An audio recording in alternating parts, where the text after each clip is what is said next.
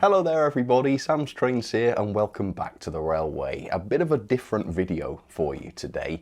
This is a format that I've been trialling a bit with my engineers, my channel members recently, and it's where I just basically sit and talk. It's not too scripted, it's not too polished. I just sit and tell a story or talk about something, and it seems to have gone down quite well, and I really enjoy doing it as well because the pressure's kind of off.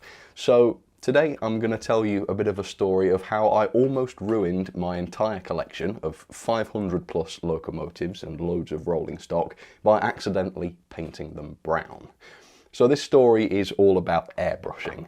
I do a lot of airbrushing. Basically all of the models I make these days are painted using an airbrush, and then obviously I'll go on and apply other processes to them to finish them off, such as applying the finish, maybe adding lettering or whatever, but the airbrush is at the core of it. And I have to do the airbrushing up here in this room, in the same room as my collection, which is not ideal, I recognise that, but that is the position I find myself in. And just to address a really common one, whenever I've said something like this in the past, people always say, why don't you do it in the garden? And you know, it's a fair question. Why don't I just go outside, airbrush out there where there is no mess? Airbrushing is a messy process. Well, I can't. Like I say, I airbrush a lot of models these days.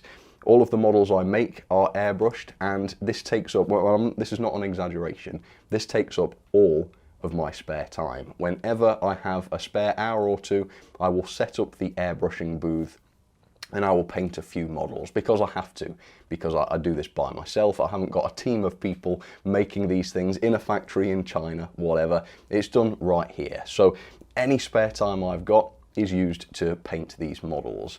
So obviously that's a problem if I'm airbrushing in the garden outside because I live in Britain.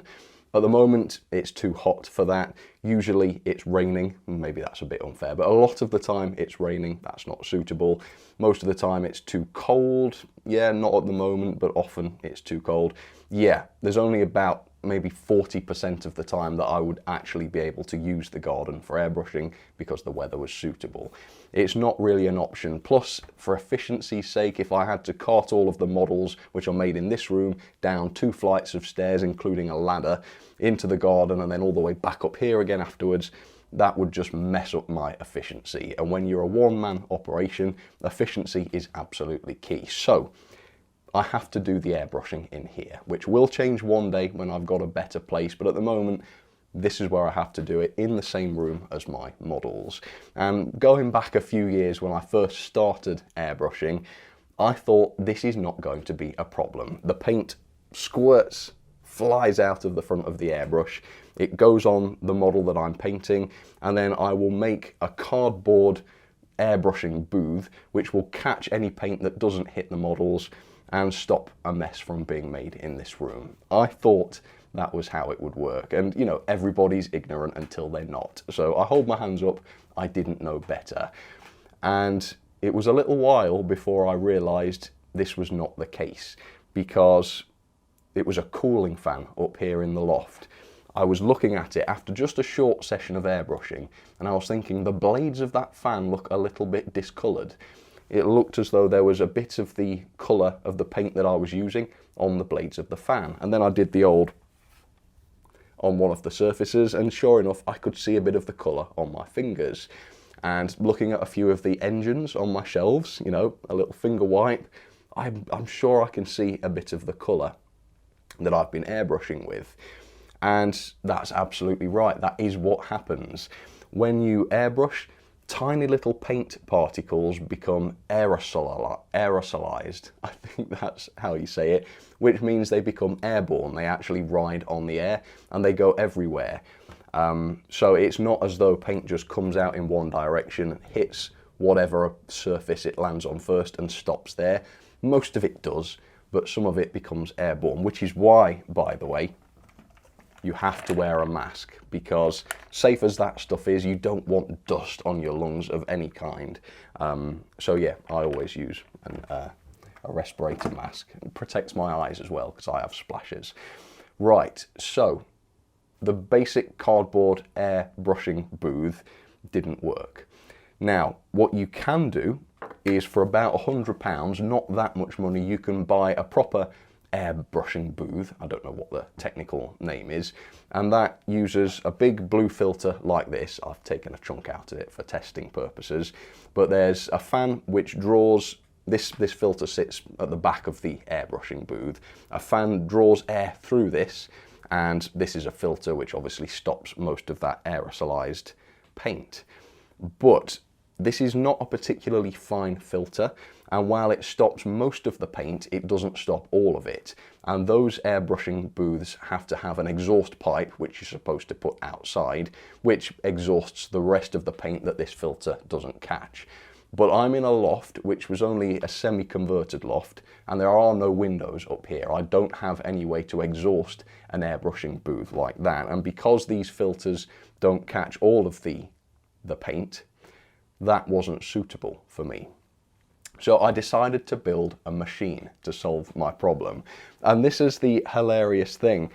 Almost every process of my wagon making side hustle, whatever you want to call it, uses some sort of machine that I've designed myself. Obviously, when you're manufacturing model railway wagons or coaches, whatever, that's a very, very niche process, and I run into all sorts of trouble, all sorts of problems that need solving, and because they're such niche problems, it's difficult to solve them with consumer products or machines or whatever. And it used to be that I would spend absolutely hours searching online for the exact products I needed to see if I can make this or that device work for the application I needed. It used to cost me a lot of time and an awful lot of money trying to buy tools and machines to do these very specific jobs. And it was a waste of time. It really was a waste of time, to the point where I don't do that anymore. Wherever possible, if I run into a problem that I can't easily solve, I just design a machine or a tool or a device that does it for me. And I've done this all over the place. Maybe I'll show some of them one day. But yeah, I always wanted to be an engineer. I used to, in the earlier days of Sam's Trains, kind of regret that I didn't go down an engineering path. And it's funny how things turn around, because now I kind of am a bit of an engineer. So this is not fine enough to catch all of the paint, right? And that's a good design, because if this was finer, it would clog up much more quickly, and then you'd have to be replacing it. And that's the other issue with these. These are not that cheap. I think 2 of these cost about £10. When you're doing a lot of airbrushing, that kind of adds up. But I found that these filters, these are the kind of filter that goes into a respirator mask like this. It's not the same one, this needs circular ones. But these are cheap. We're talking, I forget now, 30p, something like that. And these are extremely fine because they're supposed to clean the air that you breathe so that you're not breathing in the paint. And this does, if you can get all of the paint to go through this filter, this does catch it all. Now, it needs replacing more quickly because it's finer and it gets clogged up more quickly, but it did grab all of the paint. So what I did was I bought a fan like this. Now, this just looks like a computer cooling fan, right? Wrong. This thing runs on 12 volts and it draws 2.7 amps, and goodness knows what the RPM of this fan is, but it is scary. It fills the room with noise. It creates a torrent of air. These blades spin so fast that I think if you put your finger into them, you would lose your finger. Honestly, it is absolutely insane. And I built this thing. This is a 3D printed bracket that holds it. This is the fan I've been using. You can see it's got some paint in the thing, on the blades, whatever. And I basically made an adapter that held one of these on the front here, and that worked really, really well. But there was a catch. There was a catch. When this gets clogged up, no more airflow goes through it, right? This is a very powerful fan, but once paint fills all the little micro holes in this filter, it doesn't work anymore. So, oh, it's gone.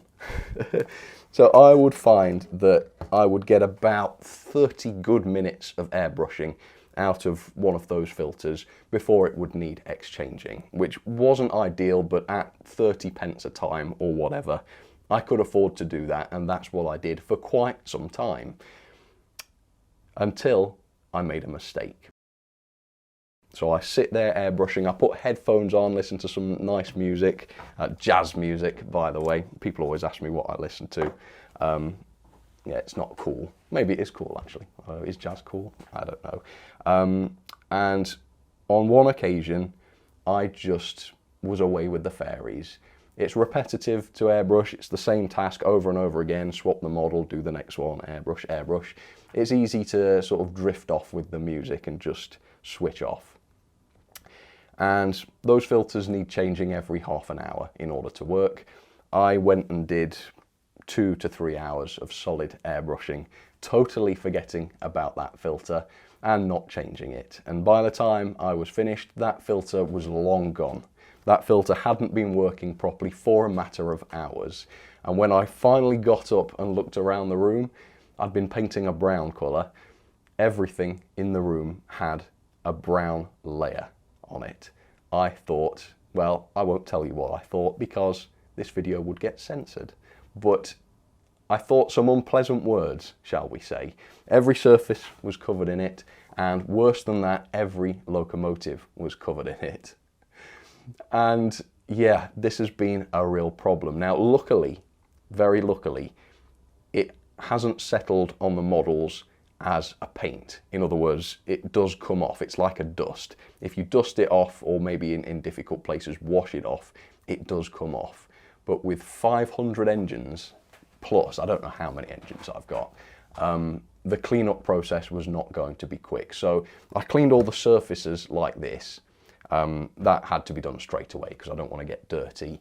But with the collection, what I decided to do is clean each model one by one as and when I need them for a video or whatever.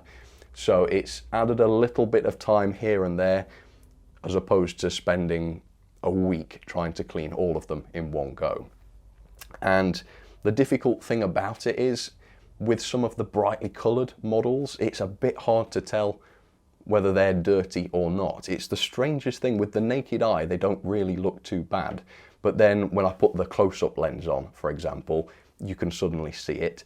And sometimes when I put the bright lights on to film, then you can see it. So there will be times in my videos where you've seen a coach go by, because it's the coaches as well, and the roof looks dirty and you can see my fingerprints in it. I couldn't see those fingerprints with my naked eye, but you can see them on video. And I don't think anyone's commented about it that I've seen, but in my mind, I was thinking this is kind of a bad look. It looks like I'm a dirty beggar. I don't mean, an actual beggar. A beggar is something we say in the UK to insult somebody. A dirty bugger, let's say that. Yeah, I don't have, I clean things very thoroughly up here, and it's not filth, it's not dirt, it was airbrush paint. So anyway, it's gone now, this stupid thing, let me get it. So I decided, as good a solution as this was, it was too vulnerable to human error, basically. If I lost concentration again and forgot to change this simple filter, then my entire collection would be covered in brown paint again. Which is, what a niche problem that is to have, but it's true. So I put my engineering hat back on and designed something new. Fortunately, and I don't know why I did it, but I had the sense to make this modular. So the filter attachment that fits onto this thing, where the fan is removable. So all I did was I designed a different filter, which I've never really seen used before for catching airbrush paint. So the idea for this came from, is it a shop vac? I'm not really sure, but in a workshop where you'll have a CNC, I think a plasma cutter, or even maybe some sort of wood cutting device or something like that. You have a special kind of filter, and I don't know the technicalities of this or the jargon, but essentially you have a strong torrent of air which draws air through a maze of fins, let's say, and these fins cause the air to change direction multiple times throughout their course, right? And because air particles are lightweight, they can change direction very quickly and therefore pass through the filter. But heavier particles, such as CNC'd metal or little splinters of wood, for example, those are heavier and they can't change direction as quickly, so they get caught in these fins and they drop down into a bin and they can be taken away and washed, you know, disposed of, whatever. So I thought, what if that same technique could be used for airbrushing? And I looked this up online, I couldn't find any information about it, but I thought if I make those fins much smaller, so that they're designed to catch particles of paint rather than chunks of metal or whatever, could I stop aerosolized paint in the same way? And the answer has turned out to be yes. So this filter, which fits onto the fan in the same way, I won't do it because I think it will cause dust to fall onto my desk, which I hate. I really can't be doing with that. And this is made up, I've got tape on the top of it just to create an air seal because it's important that stray air doesn't get in. So I'll just get rid of this. And these fins, I did a lot of research into these fins, into the design of them, so that they would be the exact right size, here we are, to catch the paint. And I'll have to do some close-ups on this. So what we've got, each layer is made up of these kind of U-shaped sections, and between each section is a little gap, and the air is designed to go through those gaps, and when the air goes through those gaps it reaches the next layer, which is offset, so that the air goes right into the middle of the next U-shape, if that makes sense. When the air hits that U-shape, it has to change direction, it has to go through the inside of the U-shape, round to the next hole, and pass through it. The paint can't change direction like that, and as you can see on this first layer of the filter, we've got all of that paint, that aerosolized paint, caught in the trough of that U-shape.